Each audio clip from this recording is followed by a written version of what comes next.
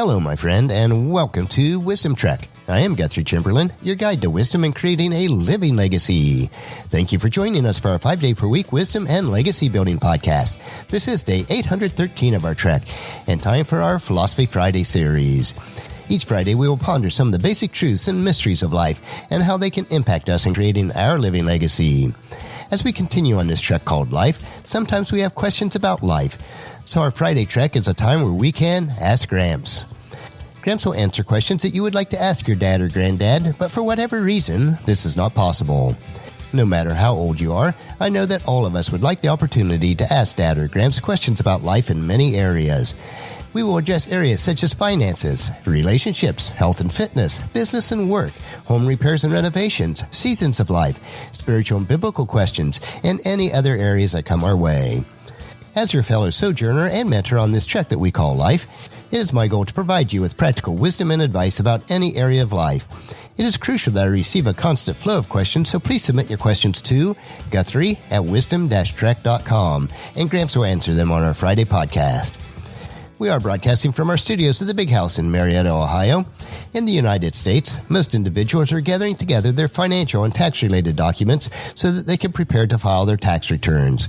So the question for today is, hey Gramps, I have completed my tax return and I'm going to get a sizable refund. How should I spend or invest this money?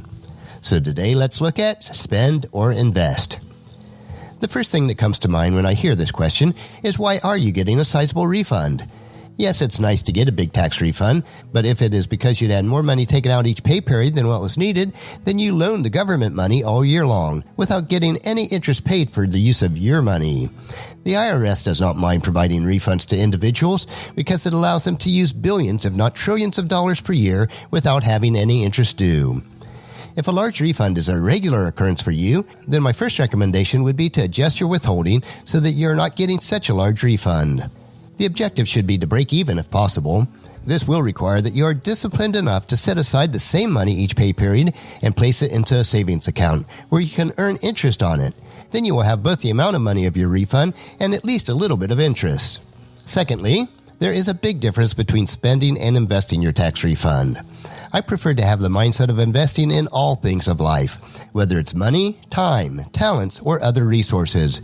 When you invest, there is a multiplying effect of what you are investing so that you end up with much more than what you started with. For example, if you invest time in positively impacting the lives of others, then that time is multiplied many times over, as you will not only impact that person, but also everyone they impact.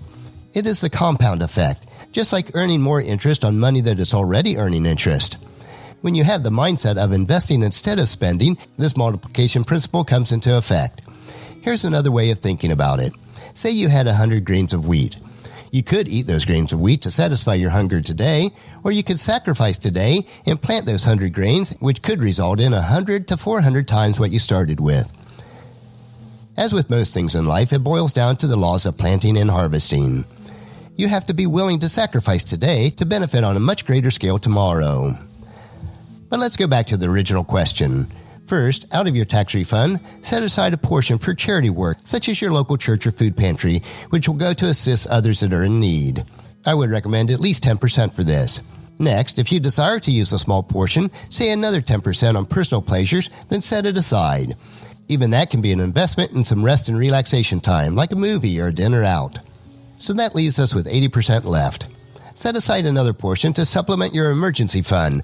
This is for unexpected expenditures, which we all run into, such as medical expenses, home repairs, car repairs, and a myriad of other issues. Let's set aside 20% for that. The remainder should be invested or saved into something that will help you to build your dream. This could be for home repairs that are needed but have been put off. It could be a set-aside fund for a future family vacation so that you don't have to borrow money for that.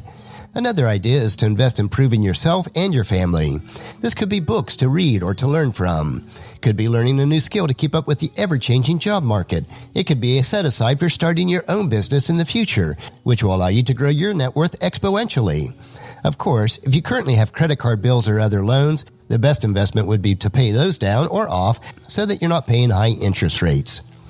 Always be thinking like a farmer. Where can you plant your tax refund to harvest a maximum crop in return? Whatever you do, don't allow your refund just to flitter away like a darting swallow. This happens all too often.